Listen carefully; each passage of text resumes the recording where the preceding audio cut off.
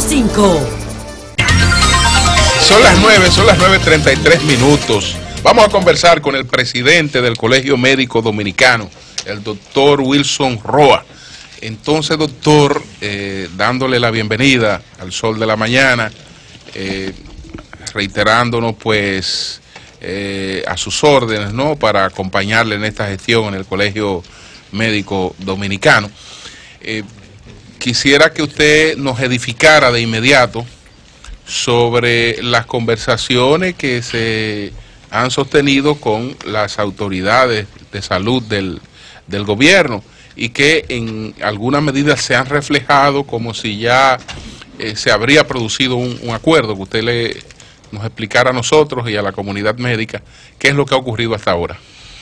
Bueno, muchas gracias por permitirme compartir con ustedes. Miren, lo que ha habido realmente es un acercamiento y un compromiso para desarrollar un proyecto. Eso es lo que realmente Okay. Porque a pesar de que los medios de comunicación han reseñado el acuerdo sobre el aumento salarial, nosotros no hemos concluido el acuerdo, porque el aumento salarial de un 25% dividido en un 10 en enero y un 15 en agosto, que el 15 no fue aplicado, no concluye el acuerdo, porque nosotros, partiendo de la realidad que vivimos en el sector, nosotros quisimos involucrar la realidad que vivimos para plantearle respuesta. Ejemplo práctico, la situación hospitalaria. Está incluido dentro del acuerdo la rehabilitación hospitalaria. ¿Con qué se come eso de rehabilitación hospitalaria? La rehabilitación hospitalaria es simple. Los hospitales del Estado están incapacitados de dar servicio, en su gran mayoría. Y entonces el gobierno intervino al mismo tiempo, aún con la carencia, intervino 57 hospitales al mismo tiempo, que el señor presidente de la República admitió que fue un error, pero bueno, ya estamos metidos en el charco. Ahora lo que tenemos que ponernos de acuerdo, claro, reordenar cómo planeamos para salir. ¿Eso fue de los puntos que ya trataron o que está pendiente? No, ese fue uno de los puntos que nosotros firmamos en el acuerdo y que está pendiente de realizarse. Y se lo planteamos al señor presidente. Por eso nosotros como Colegio Médico Dominicano tenemos pendiente una reunión con el director de la OISOI, por una razón simple. Aquí hay que decirle a la población qué es lo que hay.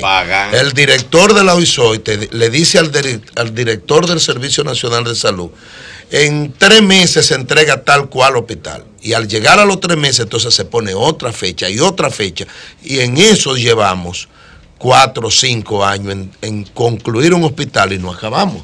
Así y los hospitales quedan invalidados de utilizar su capacidad de atención al paciente. Nosotros acordamos ahí también discutir la entrada de la atención primaria, el primer nivel de atención. Los países que tienen sistema de salud es porque han fortalecido la puerta de entrada. Nosotros tenemos recursos humanos calificados y tenemos unas 1.780 unidades de atención primaria con grandes dificultades, pero es la realidad que tenemos.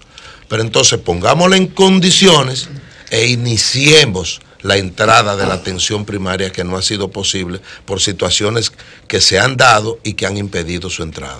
Nosotros tenemos, por ejemplo, la discusión con el gobierno, y eso se aprobó en el acuerdo, discutir un aumento del presupuesto para salud. No es posible que nosotros querramos competir con Europa, Estados Unidos y otros países, y nosotros somos el tercer país en la región latinoamericana que menos gasta en materia de salud. Entonces, ¿con quién vamos a competir? Estamos delante de Haití y delante de Honduras. Entonces aquí hay que resolver 2 problemas fundamentales. 2 problemas fundamentales, y más que 2, 3. 1, el financiamiento. 2, la gerencia efectiva. Y 3, el compromiso de los recursos humanos con el desarrollo integral de un proyecto de salud que nos lleve a crear un sistema, porque nosotros tenemos un sector salud segmentado, colapsado, y entonces así no se puede. Para aprender de las experiencias, de lo vivido entre Colegio Médico Dominicano y las autoridades en los últimos meses, en el último año y pico, ¿por qué este diálogo que ahora se logra, aunque como usted dice hay temas pendientes, se pudo conseguir ahora, pero meses atrás no, si eso era huelga tras huelga tras huelga. Bueno, lo que pasa es que la huelga es un recurso constitucional de derecho. Y lo tiene la sociedad, lo tiene el médico, lo tiene todo el mundo. Entonces no es posible que nosotros querramos desde el gobierno seguir fomentando la idea de que podemos pelearnos para ponernos de acuerdo y firmar un acuerdo. Y después que nos peleamos, tenemos que volver a pelear para para cumplir el mismo acuerdo que firmamos. Entonces es una cultura que hay que ir sacándola de la convivencia cívica del dominicano. Entonces, ¿por qué nos pusimos de acuerdo? Pero nos reunimos 2 veces. Nos reunimos, la primera reunión de esta gestión fue con el presidente de la República, que él nos mandó a buscar. Le planteamos con la crudeza que le estamos hablando a ustedes, le transferimos la información al señor presidente. Y la postura de él fue, el que firmó que cumpla. Ellos firmaron, que tomen las medidas que tengan que tomar, pero que cumplan lo que firmaron. Fue la postura del señor presidente de la República. Cuando llegamos a la reunión con las autoridades, hubieron algunas reticencias, pero al final, en las próximas reuniones comenzaron las aguas a llegar a sus cauces. Admitieron que habían firmado lo que no habían cumplido. Pues se comprometieron a cumplir. Entonces, ¿por qué el pleito? Si después de la guerra nos vamos a reunir en la mesa, yo apuesto a que nos reunamos antes de llegar a la guerra. Porque con eso gana todo el mundo. Melton. Muy puntual, yo hace mucho que lo escucho a ustedes. Pégate al micrófono, por favor, para que... Desde cuando era candidato, ¿verdad? Sí. Desde cuando era candidato que el sistema de salud está colapsado. Así es. Pero el Nayarola está funcionando. Porque el gobierno respondió, y no este gobierno en particular, creando un modelo paralelo con una administración privada y un financiamiento público. Eso es otro mundo. Porque es muy bueno darle al Robert Rick Cabral 7 millones de pesos, retrasado. Y es el primer hospital latinoamericano que maneja volumen de niños en la región. Pero entonces al NEI Área le dan sobre los 40 y todo es facturado. Y nosotros decimos, ¿usted quiere darle al NEI Área Lora 40 y todo facturado? Déselo. Pero déselo a Robert Rick también. Y todo facturado. Complementar mi pregunta. Sí. Espérate, yo no le he complementado la pregunta. Sí. Eso está muy correcto, porque hay muchos hospitales funcionando. Claro, hay uno en Barahona que eso ni ir. Pero así están todos. En Ocoa. Allá hay una abusadora en Ocoa incluso. Entonces, el director de Barahona tiene que sacar de su sueldo para devolver a los haitianos que vienen a buscar. Pero tú oye, Julio, el director de Barahona me dice que recibió 4 enfermos haitianos, gastó el hospital 600 tengo que decirlo, y después tuvo que buscar los médicos de su sueldo, pagarle los pasajes para devolverlo. Sí. Yo he venido denunciando, porque hay un grupo de militares que se me ha acercado, militares, médicos, pasantes, que me dicen que el Sistema Nacional de Salud no le quiere pagar por la duplicidad del sueldo y tienen que hacer la pasantía gratis. Sin embargo, hay generales y coroneles que tienen muy buenas igualas, y ellos son generales. Pero además, esos médicos tienen que trabajar gratis, porque no les quieren pagar. Y son ya profesionales y jóvenes que quieren progresar. Y a los civiles le pagan la pasantía. Milton, mira, la realidad de la pasantía es que tenemos 2 pasantías. Ajá. Una de ley, cuando yo me graduó en la universidad, sí, y una de pasantía de posgrado cuando yo hago la especialidad. Ninguna le pagan. Okay. No. Es decir, la residencia. Entonces, nosotros a los militares. Cuando en el gobierno de Jorge Blanco. Disculpe, es por su condición de servidores públicos, miren, no de militares propiamente. En el gobierno de Jorge Blanco, yo hice mi pasantía y tuve que irme a mi pueblo. Yo espero, y se lo dije a la ministra en estos días, le dije, yo espero que usted haga una revisión de mi dinero que me deben cuando yo hice mi pasantía en el 85 y usted me lo pague con intereses, porque fue honorífico. Pero hoy la están dando honorífica también, habiendo mucho dinero en este país para otras cosas. Claro. Para otras cosas no prioritarias. No tan necesarias. Entonces, en el caso de los militares, ¿qué ocurre? Que ellos tienen el cliché de que las instituciones militares se dirigen por una normativa distinta. Disciplina. Pero que eso no es disciplina. Y son los que más la disciplina también es el resultado de un compromiso, no de una imposición. Eso. Entonces, para que tengamos claro eso. Hombre, está clarísimo, Melton. Esa es una realidad. La otra realidad es que nosotros, por ejemplo, los residentes hicieron una huelga. 6 meses que no le pagaban. Y son médicos a tiempo completo en el hospital, que no tienen ingresos de ninguna otra naturaleza. Y entonces tú preguntas, ¿y es que el sector salud es tan desintegrado y tan incapaz que hayan que pasar 6 meses sin pagarle a un muchacho que está dándole un servicio a un hospital y a la población? Porque no hay, señores, no hay concepto claro de qué es un sistema de salud. Y yo nunca me han escuchado ustedes hablando de sistema de salud. Yo hablo de sector salud. Y ustedes preguntan, ¿por qué sector salud? Porque el sistema es un reordenamiento con una normativa uniforme que establezca un enlace y una operatividad. Eso es un sistema. Pero nosotros tenemos un sector salud que las instituciones militares tienen un pedazo y las regulan ellos. Las ONG tienen un pedazo y las regulan ellos. El gobierno tiene otro pedazo, pero lo dividió.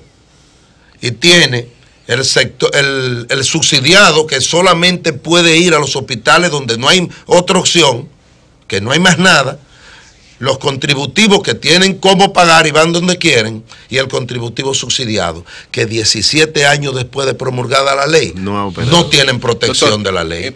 Independiente de, entonces, eso es un de todos estos reclamos que usted ha fundamentado muy bien, en lo que uno conoce realmente no se había producido un interés del gobierno mayor en mejorar la situación de los profesionales del sector salud, incluyendo los médicos. Se habían hecho 80,000 huelgas, pero nunca, incluso sin esas huelgas, un gobierno se había sentado en la mesa de negociación a proponer cambios en ese sentido, que probablemente se han incumplido algunas cosas, como dice usted, pero se hizo esa discusión. Esa discusión estaba basada en también cambiar la cultura de los médicos, en el sentido de que usted sabe muy bien que hay muchos especialistas, hay muchos médicos que trabajan pocas horas en los hospitales, y como esa ha sido una tradición, cada vez que se quiere conseguir otra cosa, pues no están de acuerdo. Sobre esa parte, sobre lo que es el deber del médico como tal, que en un porcentaje importante de los problemas que se presentan en los hospitales está reflejado, ¿cuál es su posición? La posición del Colegio Médico es clara y le hemos dicho en todas las reuniones. El médico que cumpla con el contrato acordado. Se acabó. Es lo primero. Y lo segundo es que hay que agregarle una coletilla a eso que tú estás diciendo. La tarjeta del horario es una tarjeta de manipulación. Es una tarjeta que está fuera de contexto. Primero, porque el servicio del médico no corresponde a horario.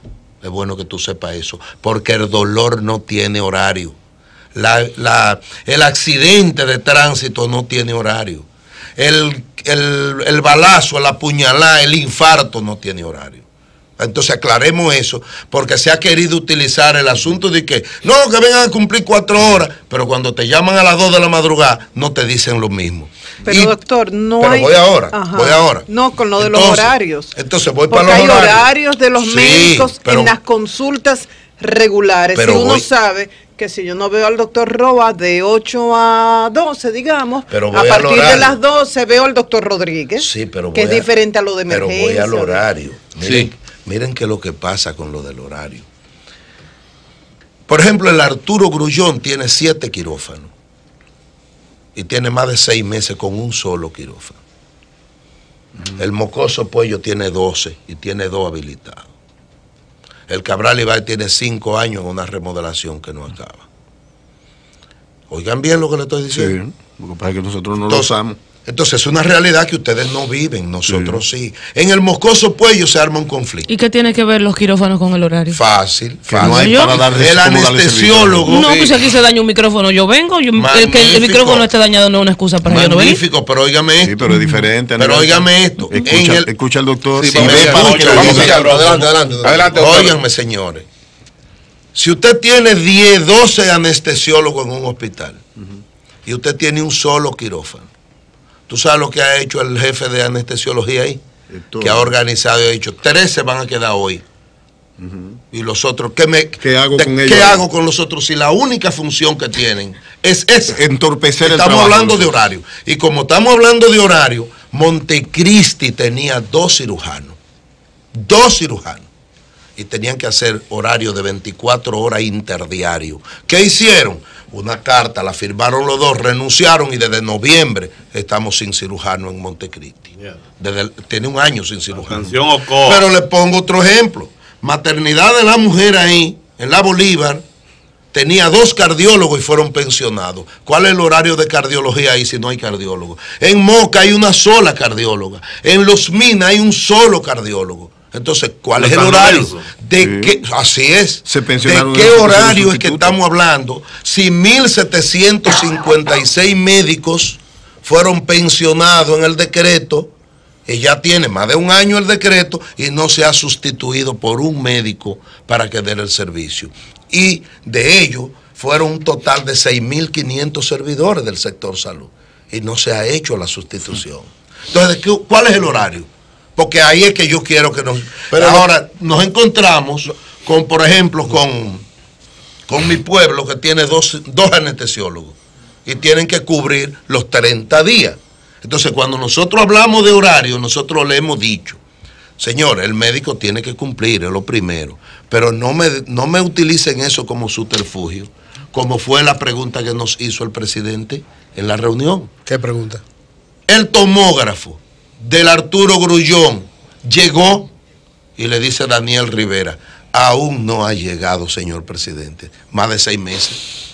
Yo quiero que ustedes me digan qué es lo que vamos a hacer. ¿Cómo resolver eso, doctor Ramón? ¿Cómo resolver la vinculación de horario? Porque tiene que haber tiene que haber médicos. No, nosotros tenemos claro eso. Pues entonces, ¿cómo ustedes plantean? Que el médico cumpla con lo convenido. Claro. El médico tiene que ir a hacer 4 horas, porque es lo acordado, más las guardias, porque las guardias no se mencionan. Exactamente. ¿Y de cuánto son las guardias? 24 horas. ¿Y qué dice el director del Servicio Nacional de Salud?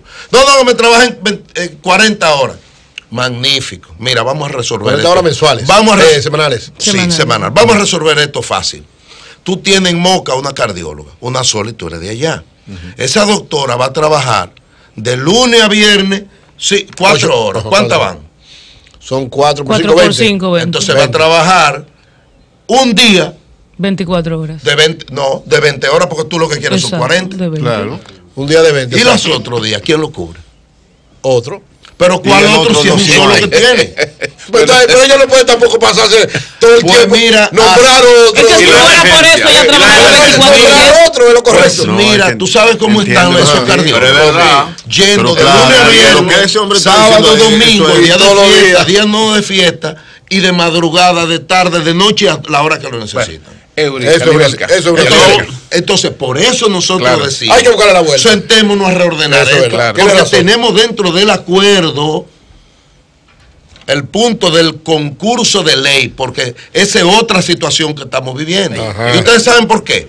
Termino, Milton. Sí. ¿Tú sabes por qué? Porque lo único que me da el derecho al acceso a las cosas a mí es la ley, igual que a ti, a cada uno. Claro. Entonces hay una ley de ordenamiento del cuerpo médico en los hospitales que establece, por ejemplo, que cada hospital debe tener un comité ejecutivo. Sí. Ahí se resolvían antes el 95% de los problemas del hospital, porque tú tenías un miembro del colegio médico, el director, el subdirector y 3 miembros de la asamblea del hospital. Y eso asumía un compromiso administrativo de dirección de la institución. Eso lo desbarataron. Y a pesar de que lo rescata la ley, no ha sido posible implementarlo. Y ahora te ponen, como digo yo, un ventú. Entonces, en Pineda, ven, dirige tú esto. Y tú decides ahí. Tú decides ahí la suerte de todo el que entra en ese hospital. Y así no puede ser. Yo no sé si usted recuerda, a propósito del tema del horario, yo le voy a hacer 2 preguntas. Y antes de hacerle las preguntas, les digo que hay 2 profesiones que yo admiro en demasía y respeto mucho, que es la ingeniería civil y la medicina. Un poco por la historia y por el impacto colectivo que tienen estas 2 profesiones. Ahora, no sé si usted recuerda el caso de Norma Poiret Guzmán. Norma Poiret Guzmán es una médica neuróloga, si yo no estoy errada. Ella trabajaba en el Juan Pablo Pina. Sí, yo y recuerdo, y se lo recuerdo porque trascendió públicamente y hubo un audio que circuló bastante y yo confirmé que el audio era real, porque hay muchos audios que quién sabe, donde ella por la vía telefónica se negaba, pero de una manera como si se estuviese limando las uñas. No, a la directora, no, yo es que yo no puedo ir, yo solo puedo ir los jueves 4 horas. Y la directora le enrostraba y ella decía, no, es que no puedo. Pues cancéleme, pero renuncie, ¿no? Bueno, entonces el caso de esa médica, que finalmente fue cancelada, y no sé si el colegio médico asumió su defensa, ilustra una realidad, sobre todo de los especialistas, no de toda la clase médica, sobre todo de los especialistas, que hay un tema con el horario, con cumplirlo, con no cumplirlo. Al final lo ideal es que estés disponible más que cumplas el horario. Entonces, las dos preguntas son en el sentido, ¿cuál sería la salida para reorganizar la asistencia médica en cuanto a horario? Si tomamos en cuenta que a veces tenemos muchos médicos en el distrito, pero en Pedernales no hay. O que tenemos muchos médicos en Santiago, neurólogos, pero en Elías Piña no hay. Y a su vez, también le pregunto, la segunda pregunta. En el país tenemos 27.648 estudiantes de medicina matriculados, sector público y privado. Eso es como el 7%, casi el 8% de la matrícula, y es una de las carreras más demandadas. ¿Se debe paralizar el ingreso de personas a la medicina? Entonces las dos preguntas. La primera. Las hice las dos. ¿Cómo reorganizar el horario cuando segunda, hay un tema de disponibilidad abundante en un sitio y de no disponibilidad en otro? Mira, y el tema de la reorganización por los estudiantes. Que tú laboras aquí, aquí en la capital. Sí. Te vamos a proponer a ti que con lo mismo que te pagan aquí te me vaya a Elías Piña. Yo creo que primero la comparación no aplica. Claro, pero la comparación no aplica. Pero mi amor, pero aplica a nivel campo. No. Yo no me iría con lo que yo gané a trabajar en Elías Piña. Es un ejemplo proyectado. Aquí yo vivo bien con lo que gano. No aplica porque yo no puedo comparar el servicio militar, por ejemplo, con el servicio de un farmacéutico. Es que no aplica. Okay, pero adelante. Bueno, pero ¿quieres la profesional igual que tú? Mira, un médico ginecólogo le pagan aquí 45,000 pesos. Y es poquísimo. Está bien, pero eso es lo que le pagan. Pero hay otras clínicas que lo pero entonces, tú quieres mandar a un médico sin condición. Oye, me colapsaron los hospitales de la capital. Imagínate en Elías Piña qué está pasando. Exactamente. Entonces tú mandas a un ginecólogo con 45,000 pesos. Ni los haitianos se pagan en Elías Piña. Pero doctor, pero usted me está hablando de ya del salario revisado, porque yo creo que no hay médico con 45,000 pesos. Claro. Sí, hay médicos especialistas, Julio. Pero revisado. Sí. Hay médicos con 25,000. Pero no revisado. 40. Después de los aumentos gana. Pero después de los aumentos. Claro, yo tengo médicos que lo han nombrado de manera irregular, porque por eso es la postura de nosotros, de la ley. ¿Cuánto ganaba ese médico que le aumentaron ahora un 25% y ganaban hasta 45,000? Y los residentes ganan todos menos de 45, tú no sabes. Y son los médicos que duran 24 horas Esos son los que más trabajan. Esos son los médicos que más trabajan. Pero son los que tienen que ser formados por los profesores y por los especialistas. Eso sí, por los especialistas. ¿Y quién le paga a los especialistas por esa formación? Nadie. Entonces, por Dios. ¿Cómo no? No se supone que si tú eres docente. No, ningún pago. Y si tú eres docente no te pagan. Ningún pago. Porque le pagaban 5,000 pesos al jefe de enseñanza. En otro lado.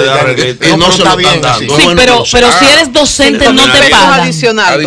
5,000 por la docencia. Está bien. Y no se lo están dando. Están aquí en la ciudad. Aunque la docencia no solo en el sector médico, que no se paga bien. Entonces, mira, bueno, si tú no tienes condiciones para que un médico permanezca en la frontera, tú vas a encontrar las grandes dificultades para que los especialistas se vayan a la frontera. ¿Cuántos oftalmólogos tiene Elías Piña? Las Matas, pues ni uno posiblemente. ¿Y a cambio de qué se van? En mi pueblo no hay otorrinolaringólogo. Y es un pueblo que está allí. Pues te está dando la respuesta. Esa es la respuesta. ¿Y cómo ustedes tienen un equipo entonces? Si no tienen otro.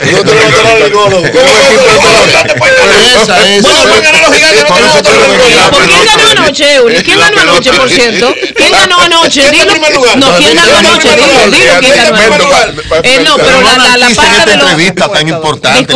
La parte de los estudiantes. Entonces, sobre los estudiantes, debo decirle lo siguiente. Hay una matrícula. Yo fui a una vista pública al Congreso Nacional. Ajá. Porque ¿qué es lo que ocurre? Que la educación superior es un negocio y nadie quiere meterle el pico a la regulación.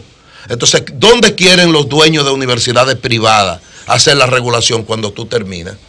Y yo le hice una propuesta. Entrada, ¿no? Yo le hice una propuesta. Sí, vamos a la regulación. No hay problema, pero vamos a darle la regulación a la entrada de selección del estudiante cuando hace el bachillerato y va a la educación superior. Claro, vamos a hacerlo ahí. O sea, ¿usted está de acuerdo en que se controle el ingreso a medicina? Pero ellos no quieren. No, pero la suya, yo le pregunto su posición. Óyeme la respuesta, óyeme la respuesta. Ellos quieren regular cuando tú sales, darte un examen y si no lo pasas no te dan la acreditación.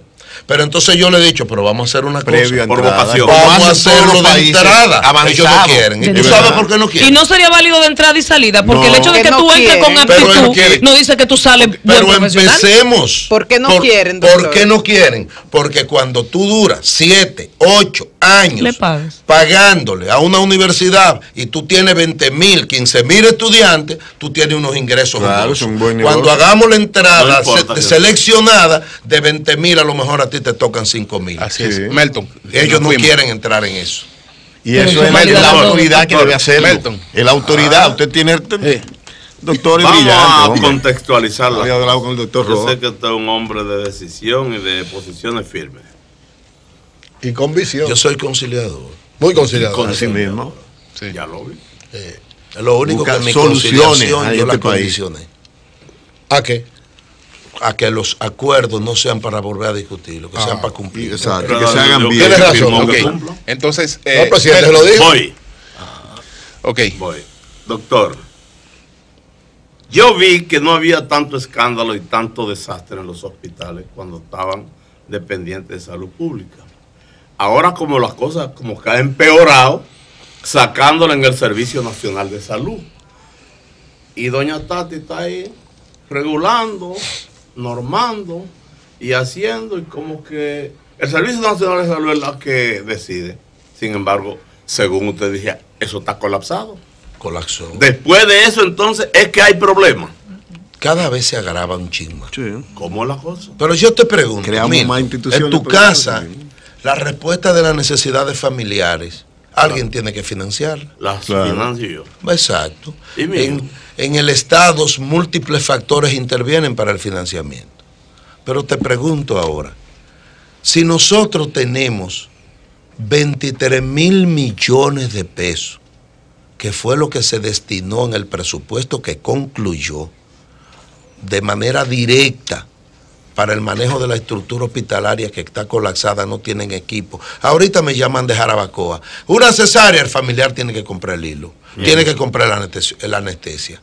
Entonces, yo te digo, nosotros tenemos 1.8 del Producto Interno Bruto, que concluyó en diciembre, concluyó 77,500 millones de pesos. El 33% lo manejan al destino del agua. Son 25,575 millones de pesos. Te quedan 51,925. De esos, 23,000 van a nómina y hay 5,000 que se pierden en el camino con un personal que no tiene ningún servicio y vínculo con servicios de hospitales y de atención a los dominicanos. ¿Cuánto te quedan? 23,000 millones de pesos. Yo quiero que tú me digas qué tú vas a hacer con 23,000 millones de pesos. Y dos países, finalmente, dos países, y tú y el vecino sabemos y también hemos visto su espíritu de conciliación, la verdad, de negociación, de apreciación, ¿verdad?, de las cosas como deben ser. ¿Habrán huelgas nuevamente, doctor Roa? Te doy la respuesta tácita.